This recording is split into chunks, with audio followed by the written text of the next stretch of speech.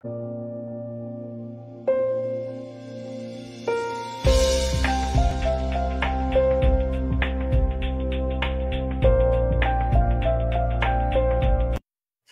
kami undang Bapak Andrew Ambrose Atama Katama.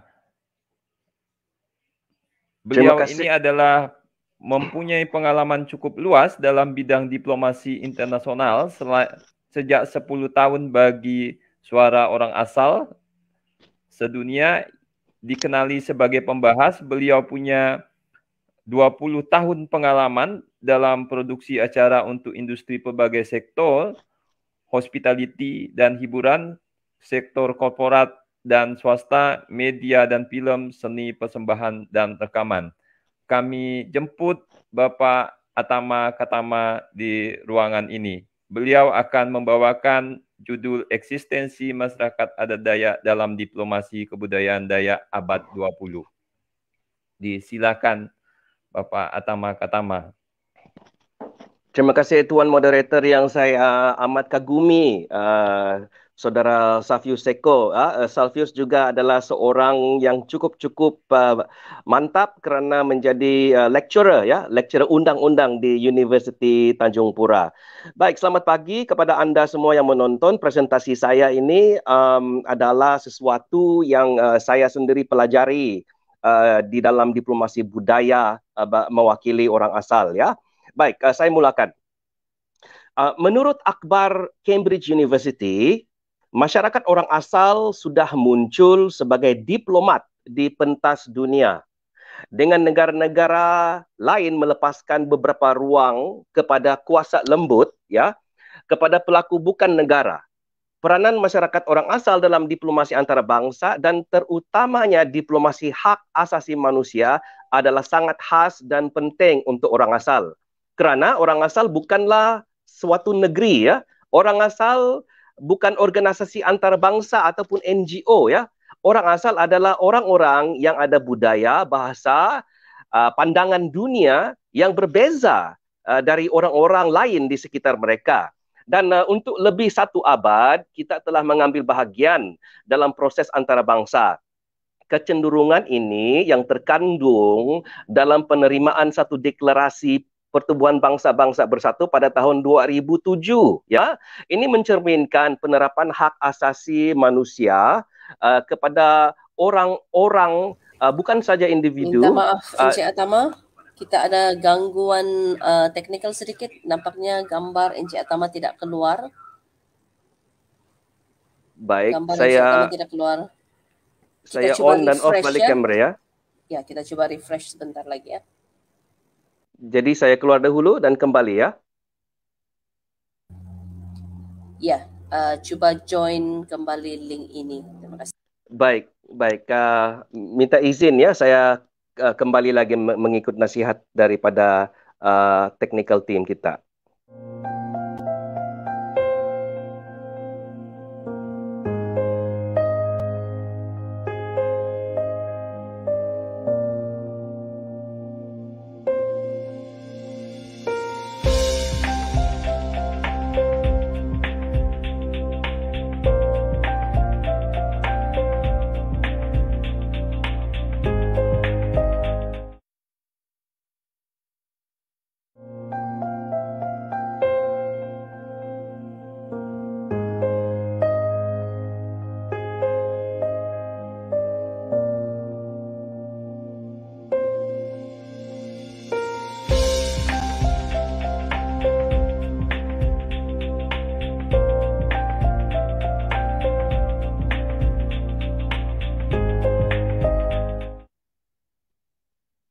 Ya, kembali lagi dan saya mohon agar masa yang tadi itu di-reserve kembali kepada saya kerana presentasi ini saya akan lanjutkan sekarang. Jadi seperti yang saya katakan tadi, tahun 2007 itu Pertubuhan Bangsa-Bangsa Bersatu menyatakan deklarasi untuk hak orang asal sedunia. Ini bermaksud masyarakat orang asal sekarang adalah diplomat, ya, diplomat bagi mewakili tradisi mereka ke Pertubuhan Bangsa-Bangsa Bersatu.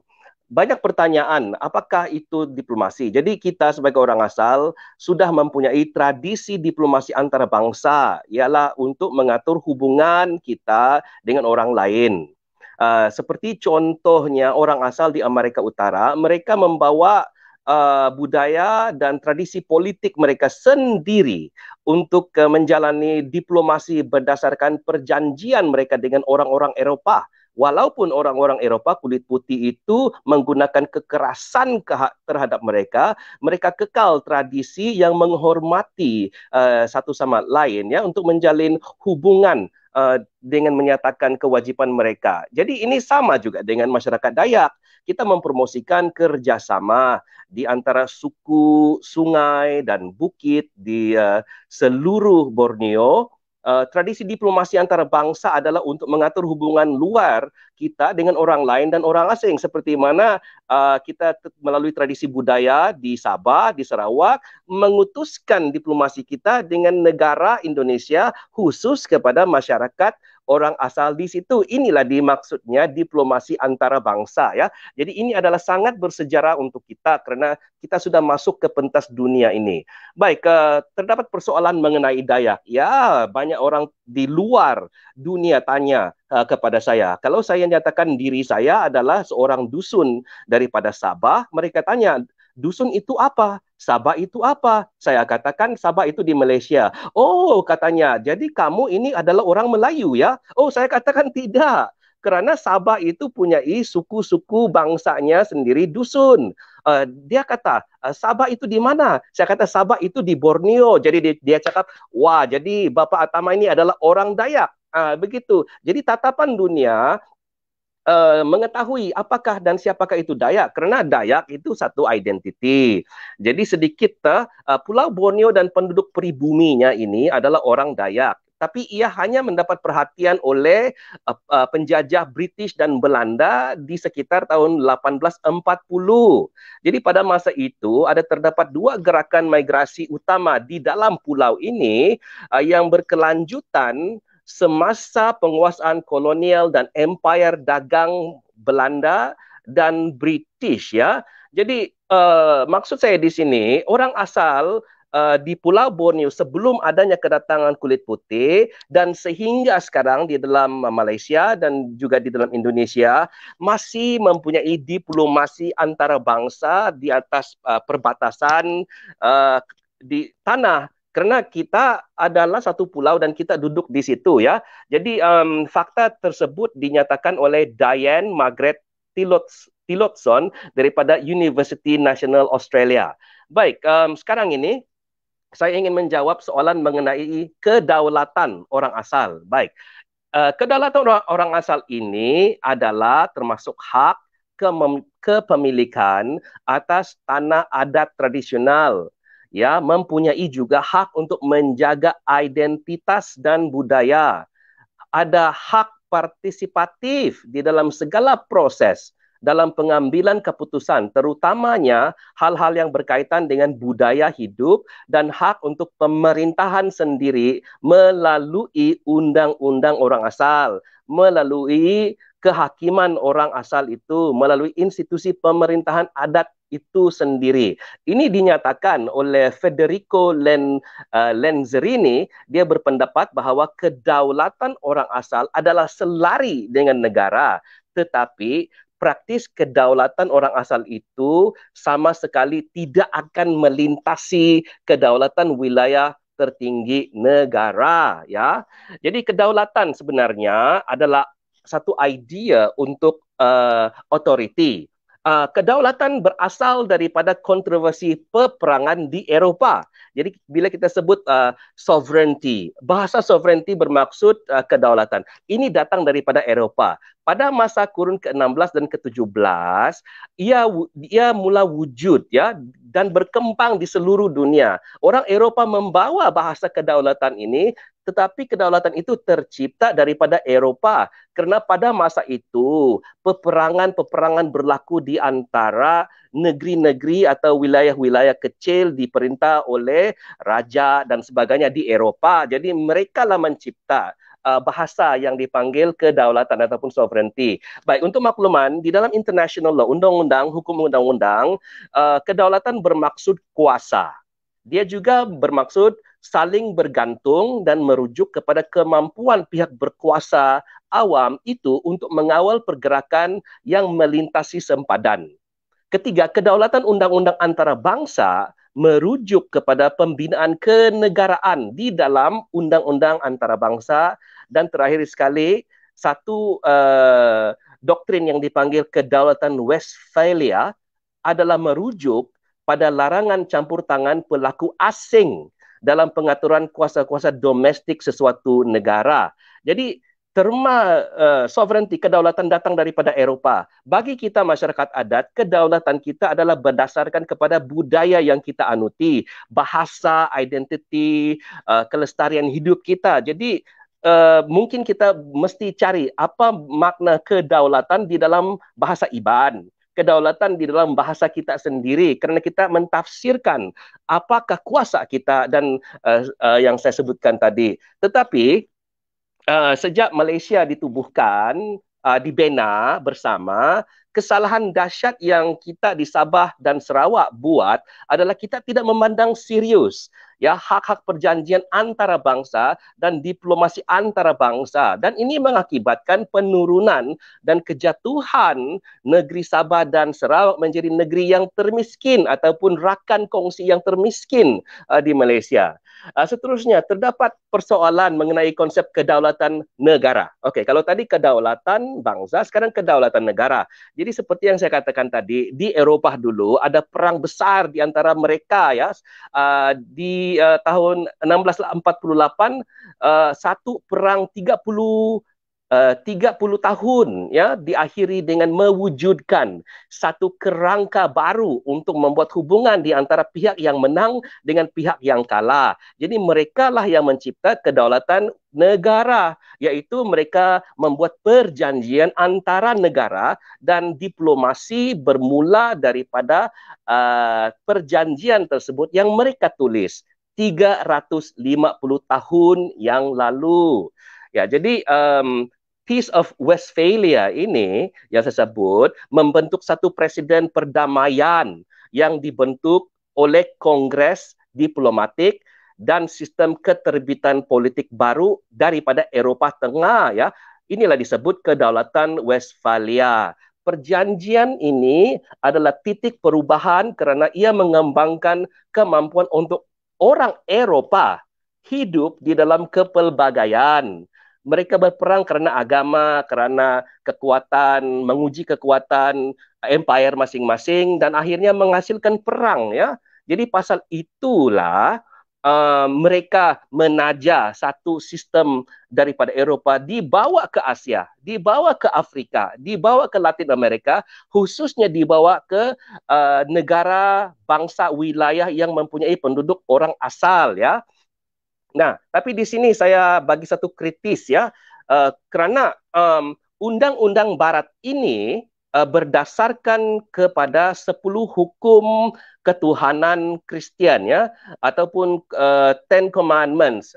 Kerana Roma adalah kuasa yang terbesar pada masa dahulu, dan melalui Empire Rome mereka mencipta kuasa British, kuasa Belanda, kuasa Sepanyol, kuasa Perancis untuk mengambil, merampas tanah-tanah baru yang mereka lihat sangat cantik seperti kita di Borneo, dan membawa filosofi mereka untuk mengaburi sedia ada manusia kita itu. Tetapi kita orang Dayak mempunyai undang-undang semula jadi yang lain, berbeza daripada bangsa Eropah itu. Kita di Pulau Borneo taat kepada Jubata Allah Ta'ala, dan kita mempraktikkan kerohanian kita sendiri, dan inilah kemudian yang membentuk pandangan dunia kita orang asal, dan juga menjadi asas untuk diplomasi budaya kita dengan negara bangsa lain yang mempunyai pahaman tentang siapakah kita orang asal di pulau ini, Dayak. Baik, seterusnya ada persoalan mengenai Pulau Borneo ya. Nah, tercatat dalam sejarah dan ilmiah di universiti-universiti dunia, kaum Dayak hanya tercatat pada tahun 1840 setelah dilihat oleh kulit putih. Tetapi Dayak sudah ada sebelum adanya empire kulit putih. Kita sudah menduduki pulau ini dan boleh dikaji secara arkeologi dan juga kebudayaan. Sudah beribu-ribu tahun orang asli terdapat di Pulau Borneo ini. Jadi setelah Belanda dan kulit putih itu mula mengambil dan merampas tanah kita, khususnya di Kalimantan, pada tahun 1841 semasa rundingan Tumbang Anoy, orang Dayak, pemimpin Dayak Damang Batu kalau saya tidak silap, dia tampil untuk membawa delegasi beliau untuk bertemu dengan pihak Belanda untuk mencipta perjanjian. Inilah disebut diplomasi antarabangsa, ya, diplomasi antarabangsa. Baik, sedikit tentang pertubuhan bangsa-bangsa bersatu di sini, di mana saya berkecimpung secara langsung atau tidak langsung selama 10 tahun. Di PBB, Pertubuhan Bangsa-Bangsa Bersatu, kita ada 5 badan yang khusus untuk masyarakat orang asal, yaitu Forum Tetap PBB, Pelapor Khas PBB, mekanisme pakar mengenai hal orang asal, dana sukarela untuk orang asal, dan platform-platform tempatan untuk orang asal berkecimpung di dalam infrastruktur perubahan iklim, ya. Jadi setiap badan ini mempunyai mandat dan kaedah tersendiri untuk kita terlibat, ya. Jadi inilah ruang melalui hak asasi manusia kita masuk di dalam ruangan ini untuk mula berdiplomasi secara budaya. Nah, oleh kerana Dayak sudah menyedari kita perlu terus membangun hubungan internasional sebagai masyarakat di tingkat PBB, kita gunakan UNRIP, Deklarasi Pertubuhan Bangsa-Bangsa Bersatu itu, kita gunakan Deklarasi Hak Asasi Manusia, kita gunakan pelbagai lagi alat-alat diplomasi yang dibidangi oleh United Nations. Nah, baru-baru ini, hanya baru-baru saja kita bangsa orang asal Dayak menyedari akan keperluan ini. Jadi kita sebenarnya sangat baru di dalam hubungan antara bangsa dan diplomasi. Kita perlu belajar dengan lebih cepat bagaimanakah kita menempatkan diri kita secara diplomatik dalam geostrategi dan geopolitik sambil kita menjaga kedaulatan tanah Borneo, tanah adat kita, air kita, wilayah, dan cara-cara hukum adat tradisi kita di dalam undang-undang kita yang sedia. Gunakan konvensyen dan kerangka antarabangsa untuk mengambil bahagian bersama dengan negara-negara anggota Pertubuhan Bangsa-Bangsa Bersatu, di mana mereka seramai 195 anggota PBB menghormati undang-undang antarabangsa. Ya, dia tidak boleh, contohnya negara Perancis tidak boleh menakluki negara Inggris sekarang, tidak boleh lagi. Ya, itu dulu. Jadi sekarang semua anggota PBB menghormati kedaulatan negara masing-masing. PBB juga menghormati keberadaan orang asal yang menggunakan diplomasi budaya, diplomasi antarabangsa untuk membuat pertemuan, untuk berdiskusi, untuk menjalin hubungan antara bangsa, ya. Begitu. Nah, memang sekarang hangat sekali dikatakan isu referendum, ya, dan saudara saya yang saya hormati Peter John Jaban ada menyebut pasal referendum, begitu juga dengan Bapak yang terhormat Dr. Yulis Yohanes, ya. Bagi saya memorandum untuk menuju kepada kemerdekaan telah disampaikan oleh 23 orang dan organisasi daripada Sarawak yang diketuai oleh Robert P. dan Dominic Eng, ya, masing-masing punya organisasi NGO. Tapi ada pertanyaan mengenai hasrat yang dituntut oleh teman-teman aktivis itu. Kita harus terlebih dahulu mengenal pasti, ya, bagaimana kenegaraan. Bagaimana pembinaan kenegaraan dapat dicapai selepas itu referendum, ya. Jadi begini, untuk memberi sedikit panduan kepada kita, negara yang berdaulat seperti entiti ahli anggota Pertubuhan Bangsa-Bangsa Bersatu, okey, mereka ini semuanya diwakili oleh satu pemerintahan yang berpusat, ya, yang memiliki kedaulatan ke atas wilayah geografinya. Undang-undang antarabangsa mendefinisikan negara berdaulat ataupun anggota Pertubuhan Bangsa-Bangsa Bersatu, mereka mempunyai penduduk tetap, wilayah yang diketentukan, dan pemerintahan dan kemampuan untuk mengadakan hubungan dengan negara berdaulat yang lain. Pasal itu, kita setiap tahun pergi ke sidang umum Pertubuhan Bangsa-Bangsa Bersatu kerana semua ketua-ketua pemerintah negara ke situ untuk menjalin hubungan diplomatik. Pak Jokowi, Perdana Menteri baru Malaysia Ismail Sabri, dari Filipina, semua bertemu di situ, ya. Jadi untuk kumpulan yang membawa suara referendum ini, diingatkan supaya kita faham bahawa sebuah negara berdaulat adalah yang merdeka. Jadi kalau Sabah dan Sarawak belum merdeka, dia mesti merdeka dulu supaya dilihat sah oleh Pertubuhan Bangsa-Bangsa Bersatu dan anggotanya. Kedua, teori deklaratif kenegaraan, negara berdaulat dapat wujud tanpa diakui oleh negara berdaulat yang lain. Ini menarik. Seperti Palestin. Palestin ada negara-negara dalam PBB yang tidak mengakui mereka. Begitu juga dengan ada pelbagai, banyak lagi, ya, negara yang wujud tapi tidak diakui oleh negara yang lain. Okey. Jawapan kepada soalan ini, mereka negara-negara yang tidak dikenali atau tidak diakui sering kali mendapat kesukaran untuk menggunakan kuasa, menggunakan perjanjian antara bangsa bagi melakukan hubungan diplomatik dengan negara-negara berdaulat yang lain, tetapi itu tidak menghentikan mana-mana organisasi yang mewakili bangsa, masyarakat untuk meneruskan jalinan diplomasi antara bangsa, begitu, ya. Jadi sekiranya Sabah dan Sarawak yang diperintah oleh politik ingin memerdekakan diri secara sahnya di dalam perjanjian-perjanjian antarabangsa, ia perlu memiliki kriteria yang tersebut saya sebutkan. Bagi kita masyarakat orang asal Borneo yang sebenarnya berkongsi wilayah besar pulau ini dengan 3 negara anggota PBB tersebut, ya, Brunei, Malaysia dan Indonesia.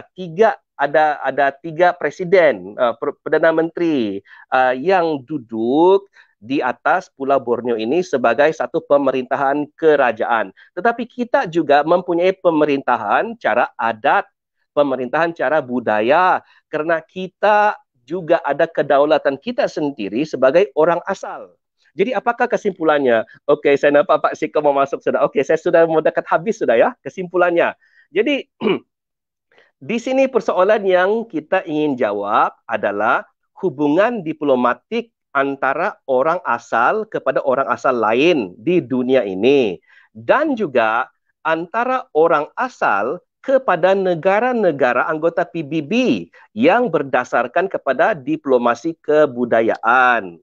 Jadi saya sokong dan saya menantikan buku yang ditulis oleh Dr. Julius itu, kerana bagi ilmiah saya, kepentingan geostrategi berdasarkan budaya Dayak dalam melaksanakan satu geopolitik, ya, di pulau ini, kita harus belajar bagaimana mengurus sumber daya dan kekuatan wilayah-wilayah adat kita, baik pada masa damai ataupun dalam masa yang sukar.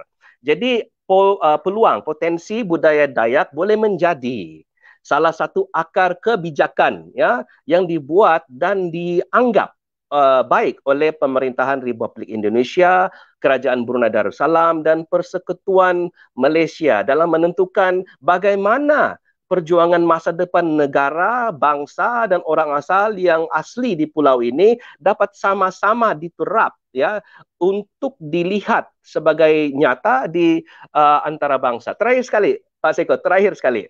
Jadi sekarang ini Borneo, Borneo pulau kita ini adalah sangat penting untuk kuasa-kuasa besar seperti China. Baik, berkenaan China, tahukah dahulu China juga dijajah?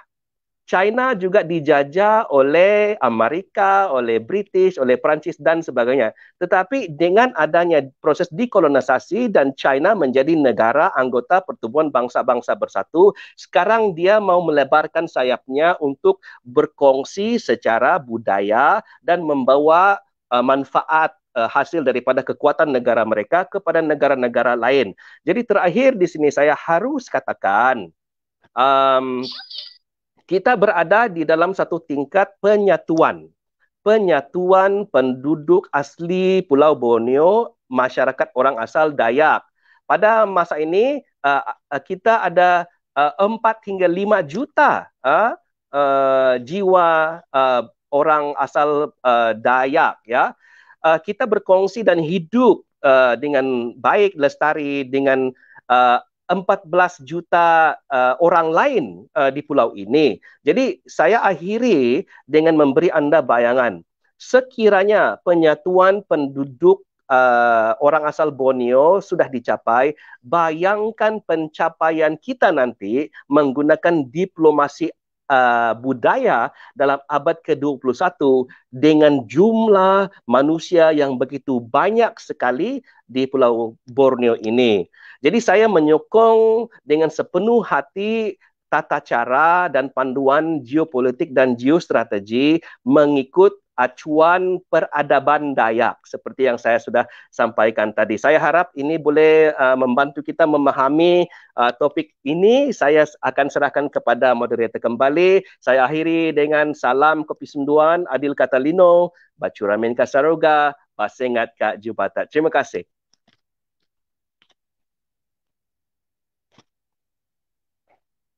Pak Andrew Ambrose Atama-Ketama, perwakilan tetap bangsa Dayak di PBB. Baik, ada 2 hal yang mau disampaikan. Yang pertama soal bagaimana diplomasi kerjasama antar bangsa Dayak di Simpadan. Ya, yang kedua soal bagaimana menempatkan bangsa Dayak secara geopolitik dan geostrategis di antara para bangsa dengan peradaban Dayak, sehingga kemudian Dayak dikenali dan mampu memperjuangkan dan setara dengan bangsa lain. Saya kira seperti itu yang bisa disampaikan. Selanjutnya kita masuk ke dialog, yaitu dimulai dengan ada beberapa pertanyaan di sini.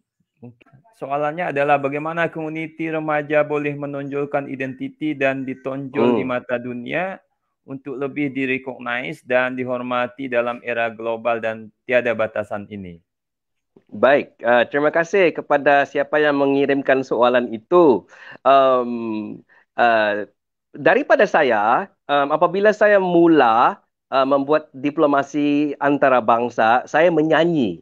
Saya menyanyi lagu di dalam bahasa kita. Saya memperkenalkan tarian tradisi kepada mereka di PBB dan di luar sana. Saya memakai baju tradisi. Saya memakai manik-manik, ikat-ikat mewakili bangsa negara saya daripada pulau ini ya. Jadi kepada anak muda, remaja di zaman yang tidak ada batas ini, mulahlah Anda semua untuk menunjuk kepada dunia, kepada orang muda lain di seluruh dunia, siapakah kamu? Dan bentuklah satu presentasi identitas diri. Boleh menggunakan TikTok, boleh menggunakan Facebook. Untuk apa? Untuk tujuan berdiplomasi. Diplomasi budaya adalah pertukaran pengetahuan kita sebagai masyarakat yang beradat.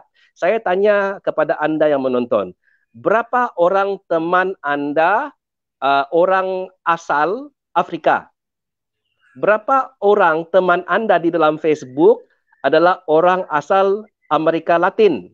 Berapa orang teman kamu di TikTok ya yang daripada orang asli Amerika? Jadi kalau belum ada, Anda boleh juga melibatkan diri menonjolkan identiti bangsa Anda melalui diplomasi abad ke-21 menggunakan teknologi-teknologi sekarang yang tanpa batas. Anda perlu ya memberitahu kepada orang-orang yang Anda ingin sampaikan itu siapakah kamu. Bagitahulah nama kamu, kampung kamu di mana, apa agama kamu, siapakah bangsa kamu. Jadi jangan takut untuk menunjukkan siapakah kita kepada dunia. Karena era ini adalah era untuk anak muda, menunjukkan kepada anak muda lain di seluruh dunia yang mempunyai bilangan 4 bilion. Ada 4 bilion orang muda dan remaja yang sekarang bergiat di dalam era internet teknologi dan sebagainya. Mereka mau melihat Anda siapa. Mereka mau mendengar suara Anda. Sekiranya ada isu petani yang ditangkap oleh polisi, bagi tahu kepada mereka, kami meminta sokongan, kami meminta Anda untuk melihat situasi kami di sini. Begitu juga kita boleh terlibat di dalam pelbagai jenis suara berkenaan dengan hak asasi manusia. Tapi yang lebih menarik perhatian anak-anak muda sekarang ini adalah perubahan iklim, Pak Seko. Perubahan iklim, ya, seperti mana perubahan iklim lah yang membuat kota raya besar Republik Indonesia berpindah ke Pulau Borneo ini. Jadi dunia tahu Jakarta akan pindah kerana akan ditenggelami oleh air. Jadi pada tahun 2050 akan datang, banyak negara kecil-kecil pulau-pulau akan ditutup oleh air, ya. Jadi ini adalah satu perjuangan manusia sebenarnya untuk bersama-sama membincangkan perkara-perkara ini atas sifat diplomasi yang baik. Kita janganlah mengutuk orang di sana, kita janganlah bawa gaduh orang di sana. Kalau menggunakan diplomasi budaya mewakili bangsa Dayak, kita mesti memberitahu kepada dunia apakah peranan kita sebagai orang asal Dayak mempertahankan paru-paru dunia. Apakah fungsi kita menjaga tanah adat, lahan, kenapa kita bertani, berladang dan ada sistem pemakanan yang amat menarik sekali. Kita ada budaya, kita tonjolkan budaya-budaya kita kepada dunia. Inilah yang lebih efektif pada masa ini. Kita gembelingkan tenaga kita, gunakan internet, TikTok dan sebagainya untuk menunjukkan wajah kita. Kalau kita berpakaian contohnya bukan Dayak, orang di sebelah itu tidak akan tahu yang kita punya identiti. Ya, jadi kita tonjolkan bersama, identiti kita, bangsa kita kepada dunia menggunakan diplomasi orang asal. Jadi cari kawan-kawan orang asal di negara lain, kawan-kawan lagi dengan yang penyokong kepada orang asal, membina persahabatan dunia tanpa sempadan. Kita lakukan sekarang. Jadi kami ini sebagai yang Seko, kita ni orang tua sudah ya. Bapak Peter John pejuang, aktivis. Kita memerlukan pelapis ya, pelapis. Nanti kami sudah tidak ada, siapa yang akan mewarisi suara ini? Jadi kalau Pak Dr. Julius katakan tadi, strategi geopolitik berkhususkan kepada kebudayaan bangsa kita, ini adalah satu perubahan yang sangat dahsyat untuk penduduk asal di Pulau Borneo ini. Karena kita sudah faham, kita sudah nampak cara untuk berdiplomasi adalah melalui adat budaya, bukan peperangan. Kita tidak mau menakluk negara Cina, tapi kita mau bersahabat dengan Cina, dengan Amerika, dengan budaya, pertukaran budaya kita, dan cara bangsa kita yang sangat unik. Hanya ada Dayak di Pulau Borneo ini. Penduduk Dayak di bumi ini hanya 4 juta. Tetapi Dayak memiliki dan melindungi sumber yang sangat penting untuk dunia hidup. Tanpa menjaga hutan-hutan kita, manusia di bumi ini akan sukar bernafas. Begitu. Jadi kita jaga dahulu bumi kita melalui identiti dan budaya yang khusus bagi kita. Dilahirkan dengan adat, hidup dengan adat, dan mati dengan adat. Ini adalah satu yang sangat unik yang diperlukan untuk difahami oleh remaja-remaja kita. Berbanggalah kita. Siapa kita? Kita dilahirkan, kita dibagi nafas oleh Tuhan sebagai orang asal. Jadi kita hiduplah sebagai orang asal, kita bantulah sesama orang asal, dan kita berdiplomasi cara budaya sebagai identiti orang asal. Itu message saya kepada pemuda-pemuda sekarang ya, Pak Seko. Terima kasih. Baik, terima kasih.